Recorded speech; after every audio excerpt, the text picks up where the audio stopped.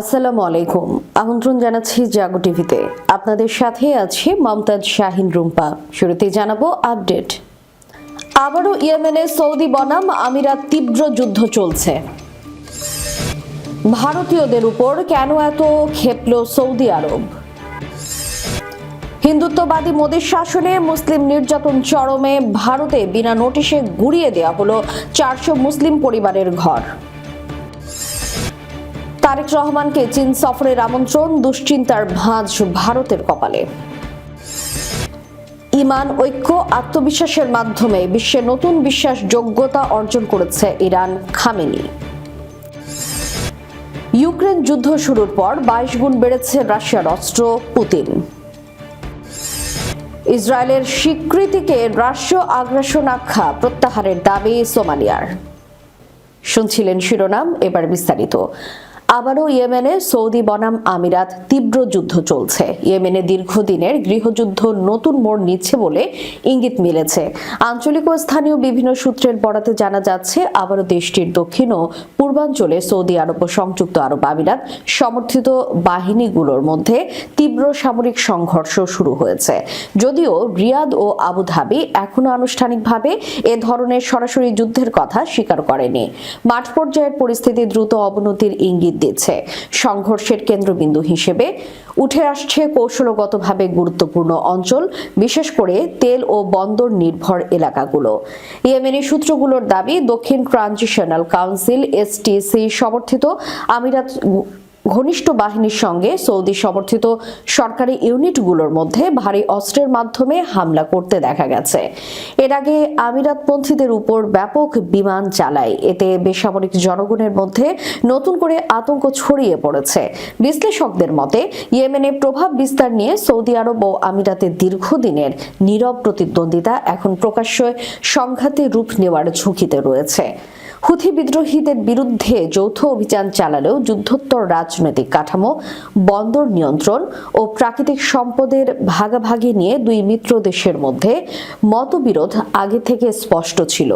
এদিকে জাতিসংঘ ও আন্তর্জাতিক মানবাধিকার সংস্থাগুলো পরিস্থিতি নিয়ে গভীর উদ্বেগ প্রকাশ করেছে। তারা সতর্ক করেছে, যদি আঞ্চলিক শক্তিগুলোর মধ্যে এই সংঘাত নিয়ন্ত্রণের বাইরে যায়, তাহলে ইয়েমেনের মানবিক সংকট আরও ভয়াবহ রূপ নিতে পারে।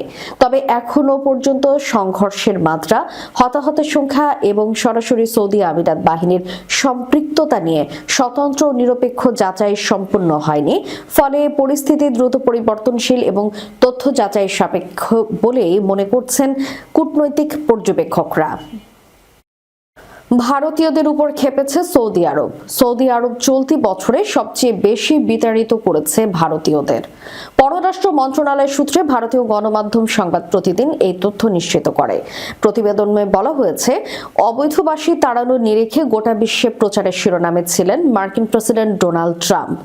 মনে করা হয় 2025 সালে গোটা বিশ্বের মধ্যে সবচেয়ে বেশি ভারতীয়কে দেশ ছাড়া করা হয়েছে আমেরিকা থেকে। যদিও বাস্তব রিপোর্ট কিন্তু অন্য কথা বলছে। সম্প্রতি পররাষ্ট্র মন্ত্রণালয়ের তরফে এক রিপোর্ট সামনে এসেছে, যেখানে দেখা যাচ্ছে 2025 সালে সবচেয়ে বেশি ভারতীয়কে দেশ ছাড়া করেছে সৌদি আরব। সরকারি রিপোর্ট অনুযায়ী চলতি বছরে সৌদি আরব প্রায় 11,000 ভারতীয়কে দেশ ছাড়া করেছে, যা বিশ্বের অন্য যে কোনো দেশের থেকে বেশি। এদের মধ্যে বেশিরভাগই শ্রমিক ও বেসামরিক সংস্থায় কর্মরত কর্মী। ভিসার নিয়ম লঙ্ঘন, অবৈধভাবে বাস ও স্থানীয় আইন অমান্য করার অভিযোগে তাদের দেশ থেকে তাড়ানো হয়েছে। অন্যদিকে রিপোর্ট অনুযায়ী এই বছর আমেরিকা থেকে মাত্র 3,800 ভারতীয়কে দেশ ছাড়া করা হয়েছে। এই সংখ্যাটা অবশ্য গত 5 বছরের তুলনায় সর্বাধিক। টাইমস অফ ইন্ডিয়ার রিপোর্ট অনুযায়ী 2025 সালে মোট 81 দেশ থেকে 24,600 বেশি ভারতীয়কে ডিপোর্ট করা হয়েছে। সেখানে সৌদি আরবে ভারতীয়দের বাস বেশি হওয়ায় ডিপোর্টের সংখ্যাও বেশি। এখানে নির্মাণ, স্বাস্থ্য ও ইঞ্জিনিয়ারিং সেক্টরে লক্ষাধিক ভারতীয় কাজ করেন। হিন্দুত্ববাদী মোদীর শাসনে মুসলিম নির্যাতন চরমে। ভারতে বিনা নোটিশে গুড়িয়ে দেয়া হলো 400 মুসলিম পরিবারের ঘর। ভারতের কর্ণাটক রাজ্য সরকারের বিরুদ্ধে অন্তত 400 মুসলিম পরিবারকে রাতারাতি গৃহহীন করার অভিযোগ উঠেছে।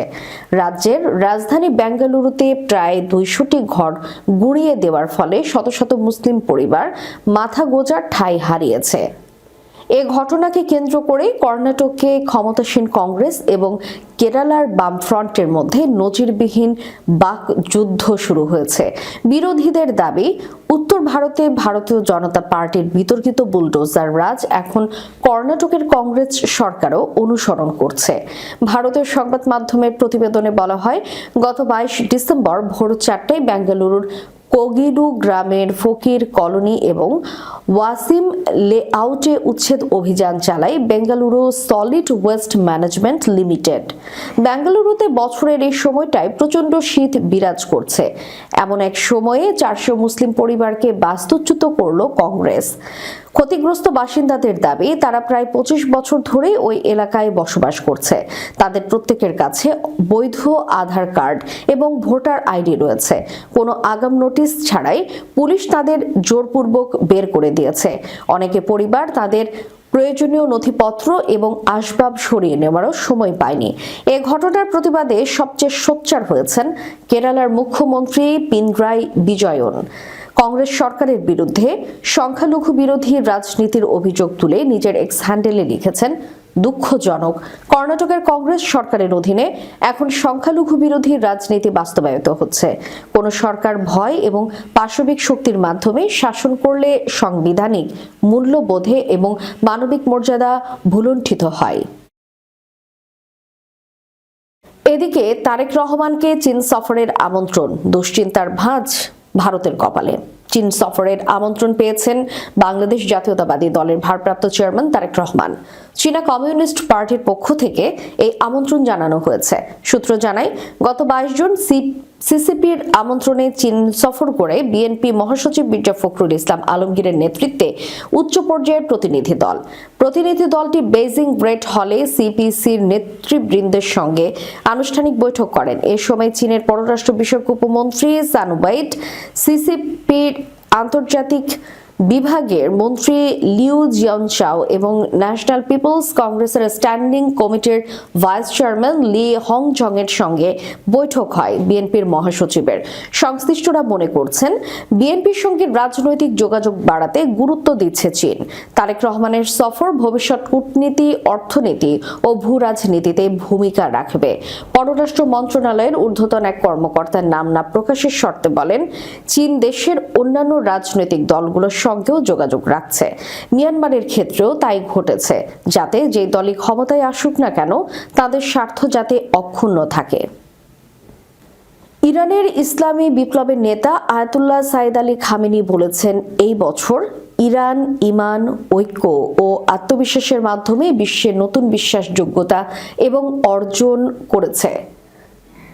আমেরিকান সেনাবাহিনীর প্রচণ্ড আক্রমণ এবং এই অঞ্চলে তাদের লজ্জাজনক সংযোজন ইরানি তরুণদের উদ্যোগ, সাহস এবং ত্যাগের কাছে পরাজিত হয়েছে। তিনি বলেন, এটা প্রমাণিত হয়েছে যে ইরানি জাতি ঈমান ও সৎকর্মের ছায়ায় তার সক্ষমতা ব্যবহার করে দুর্নীতিবাজ ও অত্যাচারী স্বৈরাচারীদের বিরুদ্ধে দাঁড়াতে পারে এবং বিশ্বের কাছে ইসলামী মূল্যবোধকে আগের চেয়েও জোরে সোরে প্রচার করতে পারে।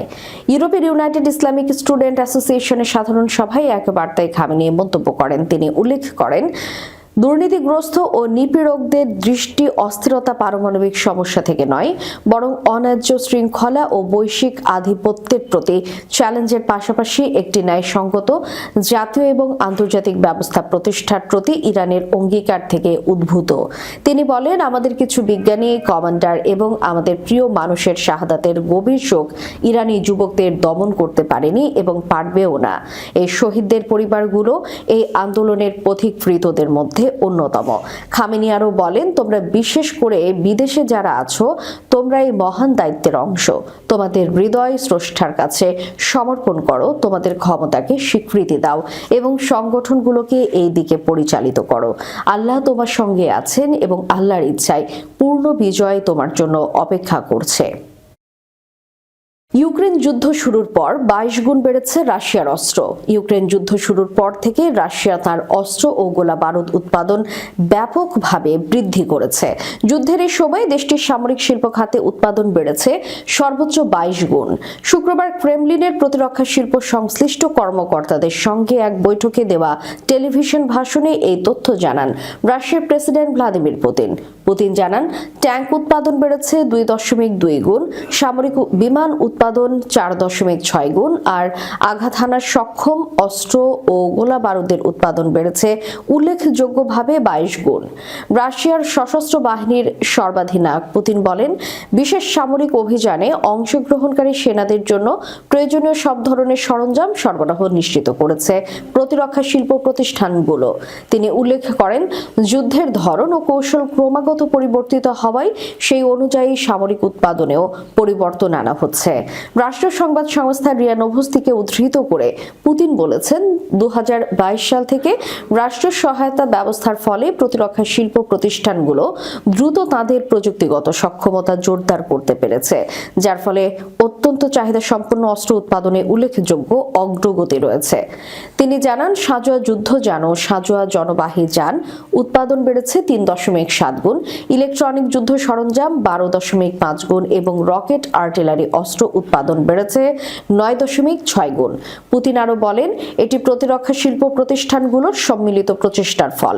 একই সঙ্গে পুরো অর্থনীতির উন্নয়ন ও স্থিতিশীল আর্থিক অবস্থান না থাকলে এমন অগ্রগতি সম্ভব হতো না। তিনি জানান, বিশেষ সামরিক অভিযানের অভিজ্ঞতা কাজে লাগিয়ে সামরিক শিল্প কমপ্লেক্সের একটি নতুন কাঠামো গড়ে তোলা হচ্ছে।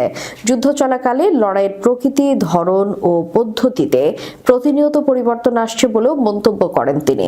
ভবিষ্যৎ পরিকল্পনায় উৎপাদন ব্যয় কমানোকে একটি গুরুত্বপূর্ণ লক্ষ্য হিসেবে উল্লেখ করেন পুতিন।